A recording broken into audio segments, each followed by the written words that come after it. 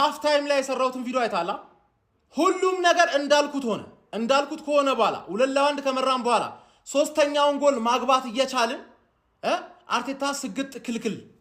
ብሎ አምስተኛ ተከላካይ አገባ አንዳንዴ እኮ እንደዚህ አይነት ስተት ዋጋ ያስከፍላል የማን ሲቲ ጨዋታውን እንደዚህ አይነት ደደብ ፎርሜሽን ሜሪኖን 10 ቁጥር ካሁን በኋላ አይጮትም ብያችሁ ነበር አይደል ካሁን በኋላ ደግሞ ብልጫ ያገኘ መጨመር እየቻለ እንደዚህ ስግጥ ብሎ አይከላከል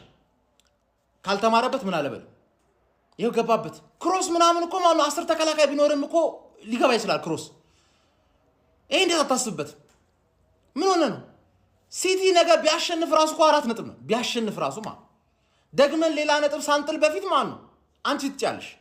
ምንም እኮ አያቃጥልም አልተቃጠልኩም በጣም ነው የተቃጠልኩት በአርቴታ ብቻ በነጥቡ አልተቃጠልኩም አዌ ሄደ ከባድ ቡድን አንድ ምንም ማታል እኔ ደግሜ ሳልሸነፍ ሌላ ስለሚሸነፍ ምን አለ በለኝ ማለት ጠላት ይሸነፋል እኔ ሳልሸነፍ ነገ ራሱ አቻውታችሁ እኮ የዛሬን ጨዋታ እንድንረሳው ልታደርጉን ትችላላችሁ ኦን ታርጌት ሳንሰን 2 ጎል መቼ ላስት ታይም 2 ጎል የገባብን ማለት ላስት ሲዝን እኮ ነው 2 ጎል የገባብን በአንድ ጌም 5 ጎል ገባብን በአንድ ጌም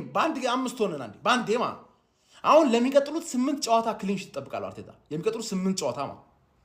ማግባት እየቻልክ ሁለተኛ አምስተኛ ተከላካይ እንዳታስገባ ሁለተኛ ማለት ትምርት ተማርበት ሁለተኛ